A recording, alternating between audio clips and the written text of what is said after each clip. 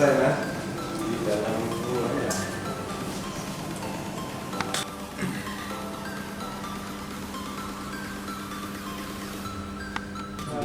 Silon aja, sampai silon aja. Kami kan sekarang pakai silon dulu, informasi pencalonan cowok.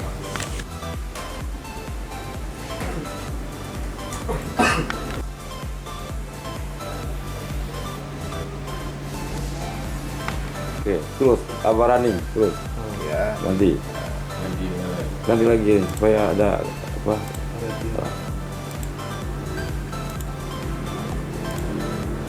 ini kayak orang style KTP apa namanya KTP digital kayak ini.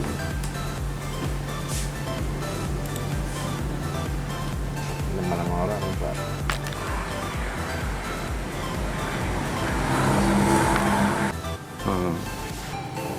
Gitu.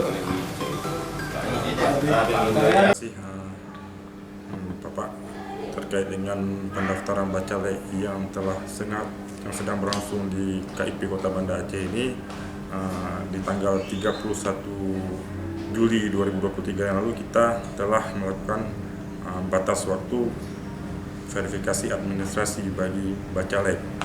Nah, di tanggal 1 Juli sampai tanggal 1 Agustus sampai 6 Agustus kita sudah melakukan penyampaian kepada pihak partai politik melalui silon dan juga kita sampaikan haknya secara langsung. Ini ada sekitar 158 bacalek yang TMS dari seluruh partai yang sudah disahkan oleh KPU.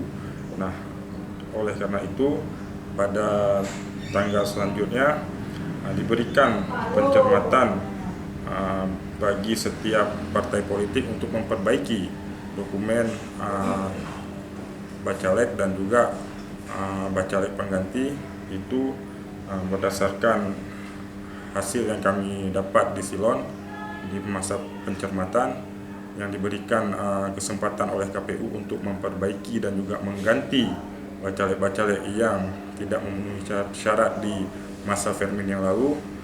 Berdasarkan hasil silon kita mendapati 90 data bacalek yang diperbaiki dan juga diganti untuk kita lihat di masa penyusunan DCS yang akan datang ini. Jadi dari 90 data yang kita terima di silon ini kita lakukan uji mampu baca Al-Quran di tanggal 12 dan 13 Agustus yang lalu, tepatnya kemarin.